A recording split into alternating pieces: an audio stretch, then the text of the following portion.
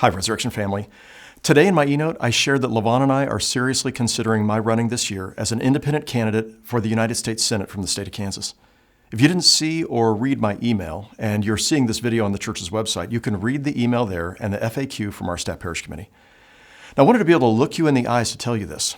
Okay, I can't actually look in your eyes, but you can look in my eyes. And as I share a bit more about where I'm at and what I'm thinking and why we're looking to do this. So I hope you'll watch this video all the way to the end. For 36 years, I've had the joy of being your senior pastor, and after my love for God and my love for my family is my love for you. I am so proud of you. Over the last 36 years, we've focused on being a church where everyone was welcome, where non-religious and nominally religious people are becoming deeply committed Christians.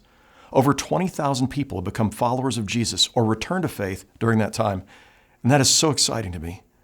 We've understood the call of Christ to include serving those outside the walls of our church as we seek to close the gap between the world as it is and the world as it should be.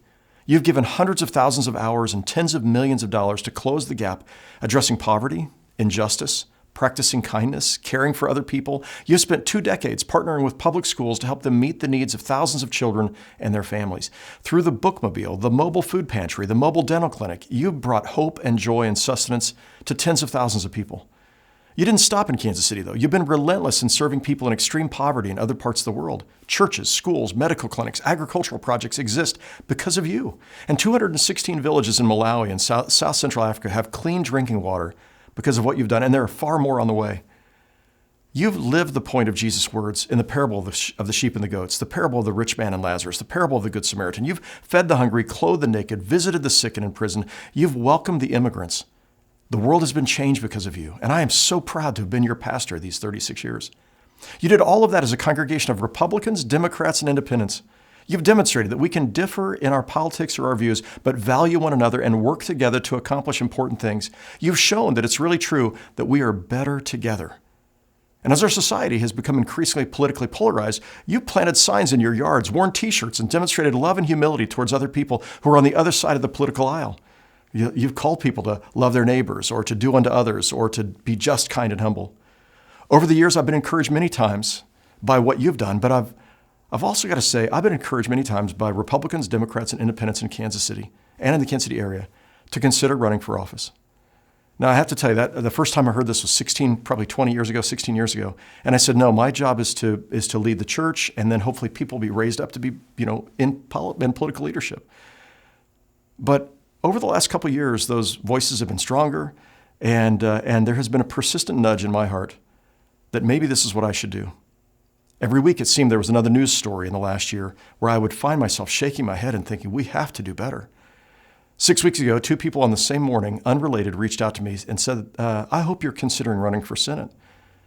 But it wasn't until the most influential person in my life, someone who'd always been against me running for office, said to me 6 weeks ago, I think we should consider whether God may be calling you to do this, that I got serious about this possibility. And that person, of course, was my wife of 43 years, Levon. For years, she'd been strongly against the idea of jumping into politics. But this time she said, I think we need to consider it. So we spent the last 5 or 6 weeks practicing what we preached. I prayed, 50 times probably, the Wesley Covenant prayer, over and over again. Every morning I pray it, but multiple times, sometimes every day. I am no longer my own, but thine. Put me to what you will. Rank me with whom you will. Put me to doing, put me to suffering. Let me be employed by thee or laid aside for thee, exalted for thee or brought low for thee. Let me be full or let me be empty. Let me have all things or let me have nothing. I freely and heartily yield all things to thy pleasure and disposal. And now, glorious and blessed God, Father, Son, and Holy Spirit, thou art mine and I am thine, so be it. And the covenant I've made on earth may be ratified in heaven. We've spoken with a whole host of people who are involved in the political realm to try to understand what this looks like. We've talked to bishops. I think 5 bishops I've spoken to I really trust. Trusted friends.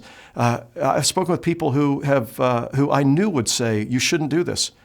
But every one of those people I spoke to said, no, we can't think of anybody we'd rather have do this than you. Please do it. I've been encouraged. You need to do this. We spoke to our kids. My oldest daughter said, Dad, I've been telling you for years, you were made for this. My youngest daughter said, I don't know, Dad, I'm a little worried about people attacking you and saying mean things about you. And I don't know if I can handle that. And then this last week she called after a news story and she said, Dad, you've got to do this. And she gave me a card. I don't have it on me, but she gave it to me this afternoon. She said, Dad, you've got this. And you've got 4 strong women standing behind you, meaning Levon, Danielle, Rebecca, and our granddaughter Stella, who just found out about this today. Here's where I'm at. I'm strongly considering this, but I've not made a decision. I'm not a candidate for Senate yet. I'm just thinking about it, continuing to pray about it. But I wanted to make sure that you heard about this from me, that I'm seriously considering this rather than reading about it in the newspaper or hearing it from someone else. I've devoted 36 years of my life to you, this church family that I love so much, and I'm inviting you to join me in the discernment process, to be praying for me and to pray about it. Just please lift me up, if you would, in prayer, and to be thinking about this. Now, as you're a part of that discernment, I'm not asking you to vote for me. I'm not asking you to support me. I'm just asking, would you please pray for me, for God's wisdom? And we're going to spend the rest of the season of Lent during this time praying, fasting. I'm fasting every day, one meal a day, praying. We are continuing to talk with people. We are continuing to put people together that I can listen to, learn from. I'm going to spend part of my time during the season of Lent. So I usually work 55 to 65 hours a week. I take one day off a week for 36 years. I'm going to work full time during the season of Lent, but I'm going to work 40 hours a week.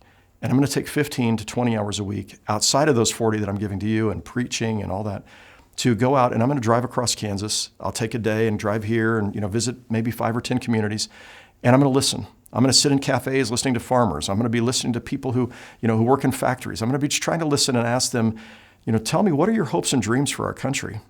And where do you find yourself struggling and wishing that Congress would do something? I want to understand, the needs of people in the state of Kansas, because if I were to move forward, I would be representing them, Republicans, Democrats, and independents. I'm going to meet with experts who can help me see if there's actually a path to win as an independent. And then the week after Easter, I'm going to take a few days away, and Levon and I will spend that time praying, discerning, and we'll make a decision sometime after Easter. And then you might ask this question, should a pastor run for Congress?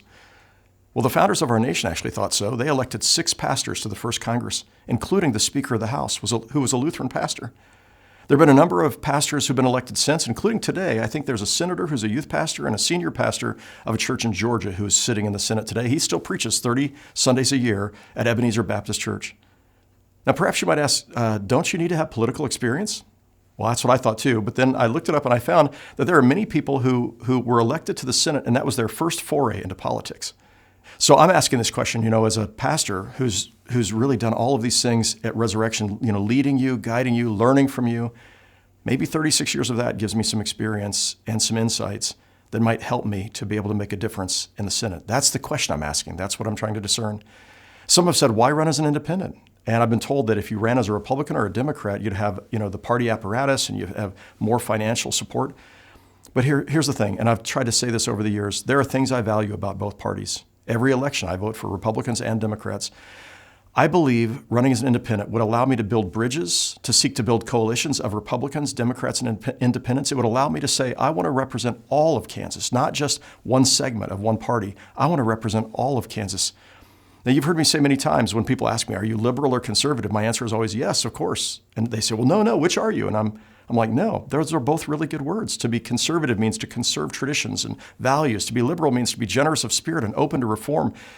And I'm just going to say, that's who I have tried to be. I am a liberal conservative and a conservative liberal. And what I know about all of you is you are liberal compared to somebody you know, and you are conservative compared to somebody else. Now, when we decide the week after Easter, we'll announce that and we'll share that with the congregation. But between now and then, you're not going to hear anything else. This weekend, I will talk about this for 5 minutes at the end of my sermon. And then throughout the rest of the season of Lent, you will not hear about it in my sermons. You will not hear about it. You will not read about it in my e-note. My social media accounts are my own, so I will use those some, and I will create a website where people can get more information if they're interested. Now, if the answer is yes, and I'm going to run for office, or I'm going to make a go of it, going to try it, especially in July, August, September, October, I would be out I'd love to get to every county in the state of Kansas, but there's like 105 of them. So I don't know if I can do that, but I'm going to get to as many as I can. And then when it comes to, and so I'd be preaching some, but mostly, I end up doing other work, but then half of my time I'd be devoting to this. And we come to November, Election Day. If I lose, I've already got a sermon series planned. It's called The Thrill of Victory and the Agony of Defeat. But what if I win? Well, if I win, starting in January of 2027, would I remain your senior pastor? And if the staff parish committee would have me, the answer is yes. I would continue to be your senior pastor, but I would be scaling back the time that I would be able to commit to the church to about 1/4 time. And I would be preaching 12 to 18 times a year. I would devote most of my time to helping set direction and mentoring the team that would eventually take my place when I retire. And I kind of like that idea because it means that you're getting used to my not being here all the time, but I'm still around. So I'm kind of like the training wheels, and I'm helping prepare the successors who are going to take my place, probably a team of 3 pastors, a senior executive pastor, and a senior associate pastor. How do I feel right now? I feel anxious. Sometimes I felt felt grief, but I also feel a bit excited about the possibility of doing something else that would take what we've done here for 36 years into a broader context. And I can tell you I feel enough of a nudge every day about this that I'm telling you.